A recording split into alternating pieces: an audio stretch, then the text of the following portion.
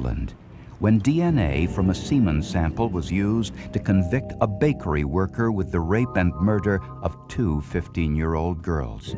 Horgus decided to try this new DNA testing, sending the semen stains from Susan Tucker's nightgown to the Life Codes laboratory in New York. Forensic scientists were concerned that the samples may have degraded or been contaminated. You basically isolate the DNA, you cut it up, you generate profiles or patterns, and you then generate these patterns on a piece of X-ray film. So it's like a picture of the DNA. And when you then compare these pictures and the components are the same in the two DNAs, that would indicate that they're from the same source. The final results from the DNA tests would take up to 10 weeks, but Detective Horgus still didn't have a suspect.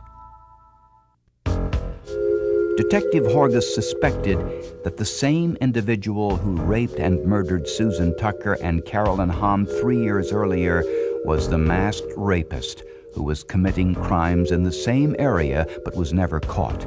So Horgus drove out to an area of Arlington known as Green Valley, the area where the masked rapist committed his first assaults. The FBI told Horgus that rapists usually commit their first crime close to home.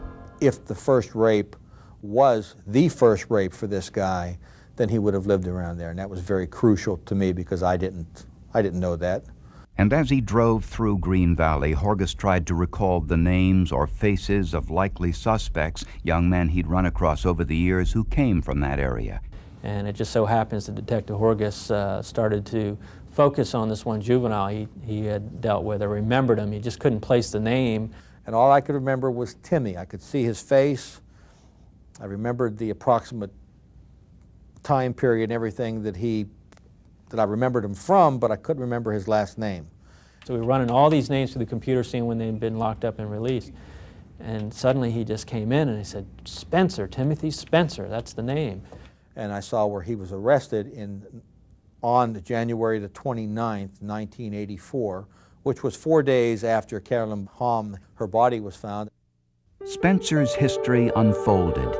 In trouble as a teenager, he had a string of burglary convictions, and even more surprising, just as the FBI predicted, Spencer had first drawn police attention for arson, for setting fire to his mother's car. He was presently in a halfway house in Richmond. Well, wow. That's exciting now. Spencer was on probation, living in this halfway house just a short distance from where the Richmond murders took place. And according to house records, Spencer had been signed out during the Thanksgiving holiday, visiting his mother in Arlington, the week Susan Tucker was